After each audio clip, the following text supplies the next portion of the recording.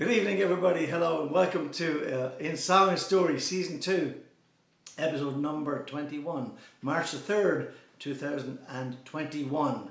Thank you for joining me.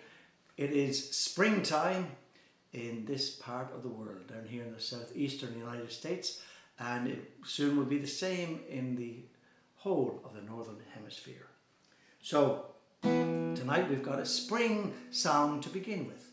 3 songs and a poem. Because it's March, it's the Irish season. The first song was written by the late and tremendous Tommy Makem, born in Cady in County Armagh, and he moved to America as a young man in the mid-50s. He lived most of his adult life when he was not touring in Dover, New Hampshire. He died in 2007, left a tremendous body of work behind him. This is one of the songs, appropriate for this time of year. It's called the Rambles of Spring, and I've got great memories of this song every St. Patrick's Day for years, down in Kevin Barry's pub downtown here in Savannah, Georgia, at the end of a grueling shift, 12 hours, playing all kinds of stuff, anything that you knew you played. The audience were mostly receptive, mostly drunk, but at the end of the evening, myself and my 2 colleagues, Frank Emerson and Carol Brown, would take the stage as a trio. And Carol played acoustic and lead guitar, sometimes at the same time. Incredible, great musician. Frank played the Irish whistle, the Irish skin drum, the bowron and guitar, and I played acoustic guitar, bowron and bass guitar, not very well. But we would always lead off with this song on the last set, the Rambles of Spring, and it was always done at warp speed. Great fun, but I mean really at warp speed, and got the whole crowd going. It wasn't until really I started to look at the song in the last few days that I understood the lyrics of the song. Just phenomenal. This is a great example of how to paint a picture with words. And Tommy does that with this song, The Rambles of Spring.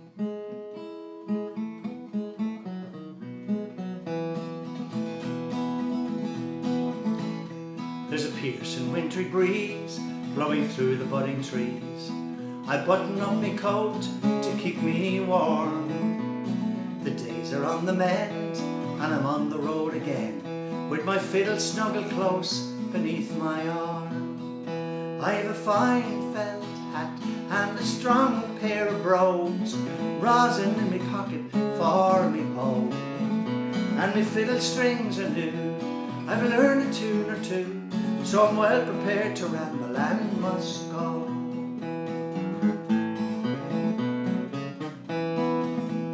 I'm as happy as a king when I catch a breath of spring. The grass is turning green as winter ends, and the geese are on the wing, the thrushes start to sing, and I'm heading down the road to see me friends. I've a fine felt hat and a strong pair of brogues, rosin in me pocket for me bow, and me fiddle strings are new, and I've learned a tune or two, so I'm well prepared to ramble and must go.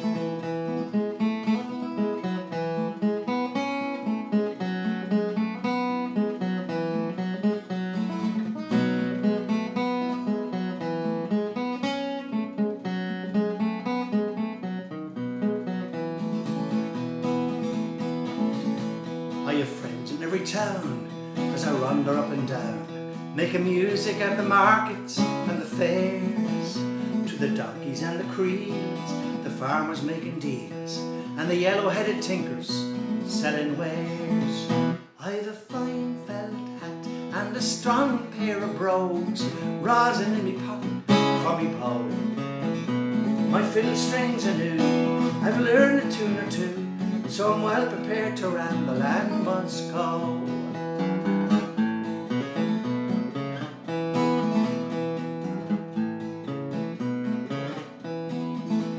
Here's a health to one and all, to the big and to the small, to the rich and poor alike, to foe and friends.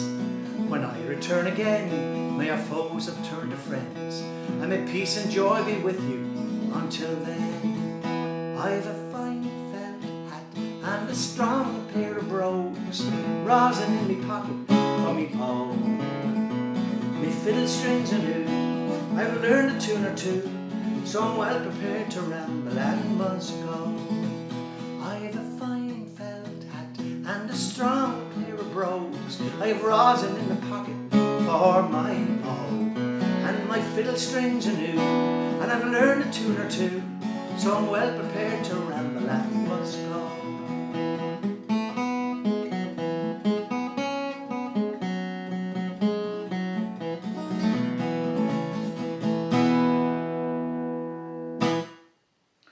Rambles of Spring, that was not the end I was anticipating.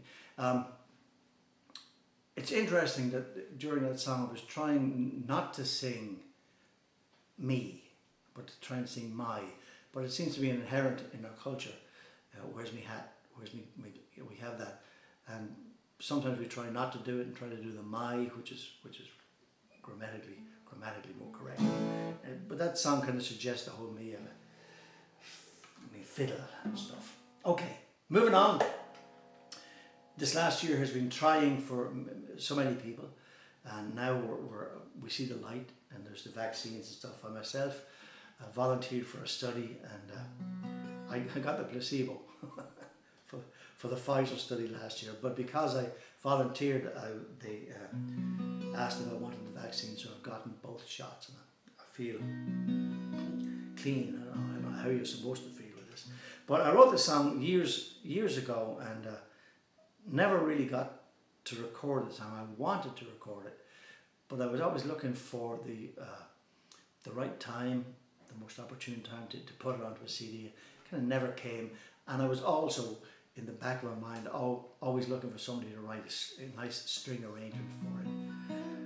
It's got a very appropriate title, I suppose, given all that we've been through in the last year and a couple of months. The title originally was called Lost in the Confusion, and then my friend Barbara down in St. Petersburg, Florida, she said that's very depressing, so why don't you change the title? And I did. I decided to call it Indigo Blue, and now with the pandemic and such, I might go back to the first title.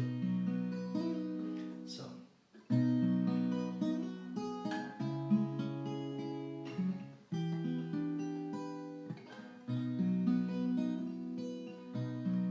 Haven't you ever felt lost in the confusion, not knowing what to do, real or illusion,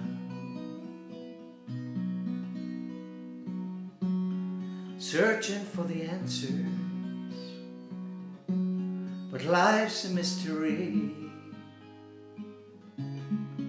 In omnipoter, what is meant to be? Hasn't there been a time you thought to set the world on fire? All of your hopes and dreams fanned by desire.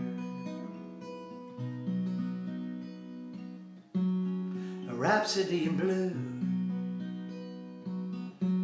you sentimental fool. In omnipoter, there is nothing you can't do.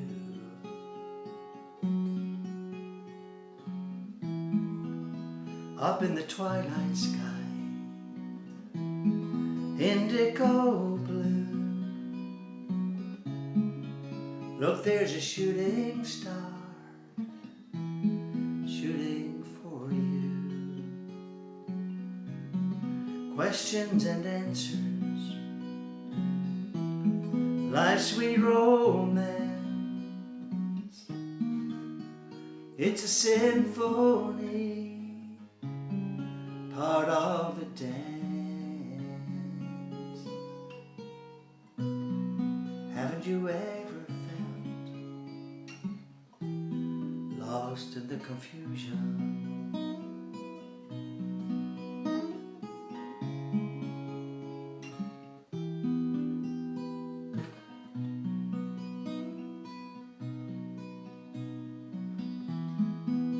Up in the twilight sky, Indigo blue. Look, there's a shooting star shooting for you. Questions and answers, life's sweet romance. It's a symphony, part of the dance.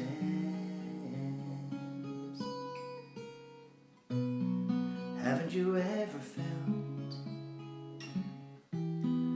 lost in the confusion?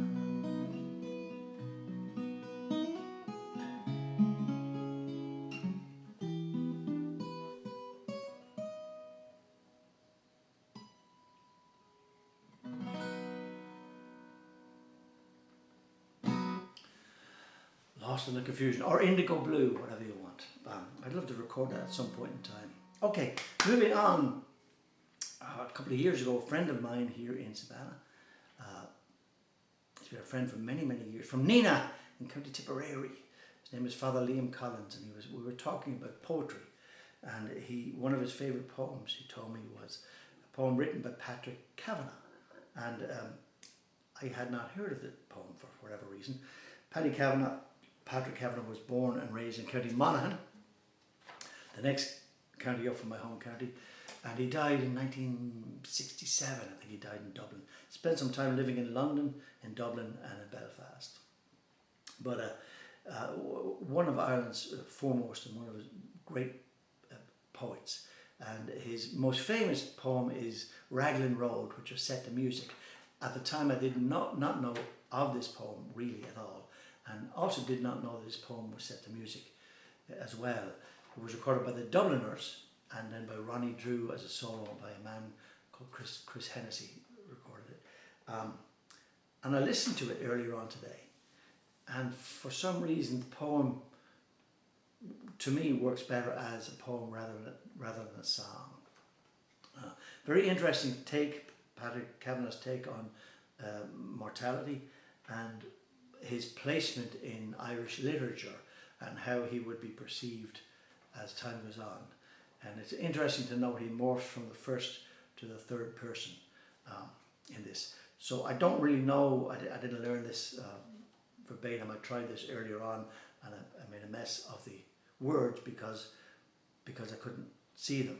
So for the second time during the whole process, I'm going to use a pair of glasses. I only use them rarely, and I only use them to see. That's all. But so in my career, I've written a lot of songs. I only wrote one tune, and I called the tune Snow's on Millmount, or The Snow on Millmount. Millmount is a fortress that sits over my hometown of Drogheda, and it's very imposing.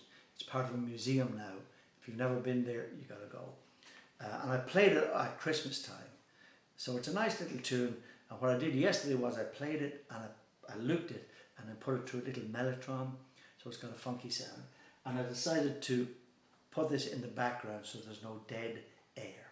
So here's Patrick Kavanagh's poem, If Ever You Go to Dublin Town. Turn on a little bit.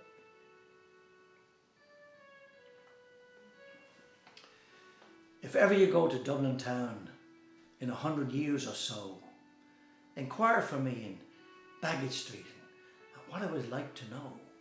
Oh, he was the queer one, Fal-lal-da-dido. He was a queer one, I tell you. My great-grandmother knew him well. He asked her to come and call on him in his flat, and she giggled at the thought of a young girl's lovely fall. Oh, he was dangerous. Fal-lal-da-dido. He was dangerous, I tell you. On Pembroke Road, look out for my ghost, dishevelled with shoes untied, playing to the railings with little children whose children long since have died. Oh, he was a nice man. Fal-lal-da-dido. He was a nice man, I tell you. Go into a pub and listen well if my voice still echoes there. Ask the men what their grandsires thought and tell them to answer fair. Oh, he was eccentric. Fal-lal-la-dido. He was eccentric, I tell you. He had the knack of making men feel as small as they really were, which meant as great as God had made them. But as males, they disliked his air. Oh, he was a proud one. Fal-lal-la-dido. He was a proud one, I tell you. If ever you go to Dublin Town in 100 years or so, sniff for my personality. Is it vanity's vapour now? Oh, he was a vain one. Fal-lal-la-dido. He was a vain one, I tell you. I saw his name with 100 others in a book in the library. It said he had never fully achieved his potentiality. He was slothful. Fal-lal-la-dido. He was slothful, I tell you. He knew that posterity has no use for anything but the soul, the lines that speak the passionate heart, the spirit that lives alone. He was a lone one. Fal-lal-la-dido. Yet he lived happily, I tell you. The words of Patrick Kavanagh. A little toast there after that. Cheers. So I'm going to finish off with a song that was written in the 60s by one of Scotland's great songwriters, a man named Jerry Rafferty. And Jerry never toured very much. He had some anxiety issues. As a solo artist, he had songs like Baker Street and various other pop songs that they don't come to mind right now. But in the 60s, he was playing folk clubs, and he was part of a trio called the Humble Bums. And one of them left. I can't think of the guy's name. He was an actor. So they went on as a duo. It was himself and Billy Connolly, who went on to become an actor and a great comedian, a very famous man. But as the Humble Bums, they recorded this song, I think, in the late 60s. The song is called Her Father Didn't Like Me Anyway. And I first heard this as recorded by Finbar and Eddie Fury. They were a duo that were very successful in the 60s and 70s from Dublin, and they were very successful in England, Scotland, and over in Europe. And then some years later, two of the other brothers joined in. It was George and Paul, and they also got a gentleman from Scotland, Davy Arthur, became known as the Fury Brothers and Davy Arthur. But the two boys, Finbar and Eddie, were popular way back then. And I recorded this song. It was produced by Liam Riley, and the first thing Liam did was he put a rhythm track on it with drums, and I was absolutely appalled. And we had a big argument about it, but he got his way. And now, when I listen to the song, it kind of stands the test of time. So, but it's a great song. The best live acoustic version of this song I've ever heard is performed by a friend of mine from Drogheda, Jerry Mulroy. And if you're back home and you're watching this and you happen to be in Jerry's company in the next few weeks, tell him there's a request from me to sing this song, Her Father Didn't Like Me Anyway. She left without a single word to say. Her father didn't like me anyway.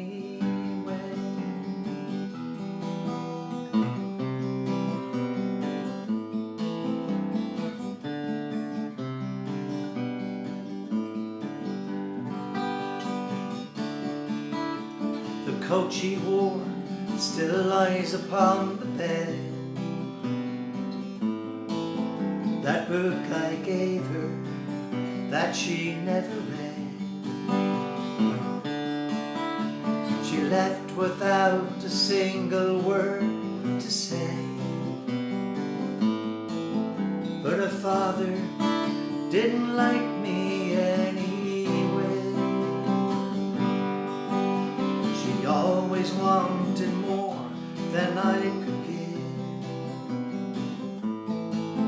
and she wasn't happy with the way we live.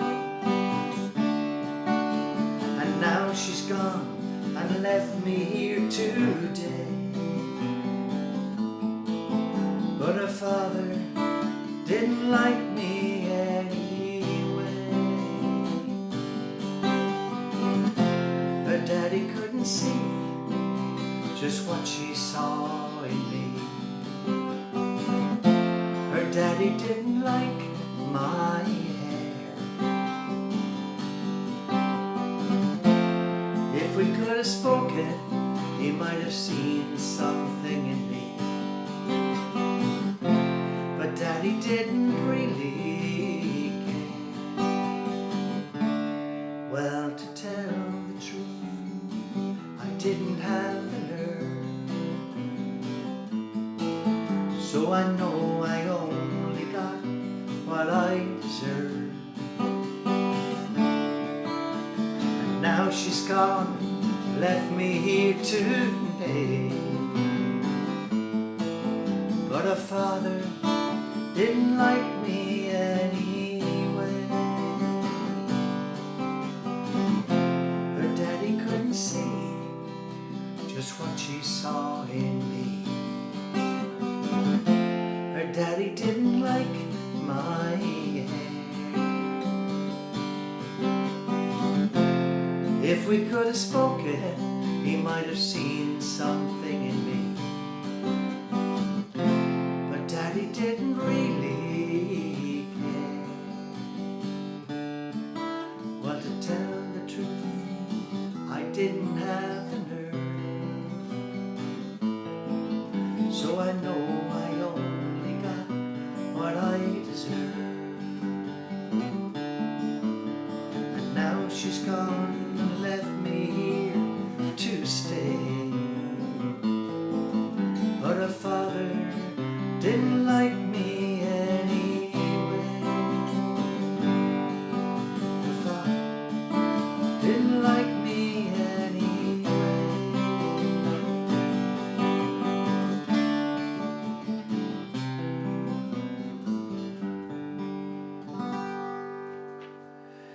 That's it for me. Don't forget, there's a brand new festival coming shortly. It's a virtual festival called the Celtic Heritage Festival of Savannah, and it's on a website. The website is Celtic Heritage SAV. That's Savannah. Celtic Heritage. First day with a new mouth. That's a Liam Riley line too. Celtic Heritage SAV.org. That's Celtic Heritage SAV.org, and it will be live, I suppose, as it goes, on March the 13th to the 17th, and we have a great surprise. It's not a surprise anymore because I'm going to tell you. A 14-year-old girl and two 14-year-old girls, I think, still in the works, going to sing the Irish national anthem and the American national anthem, and the young girl Orla is from my hometown, Drogheda. So please support the Savannah Celtic Heritage. It's a mouthful.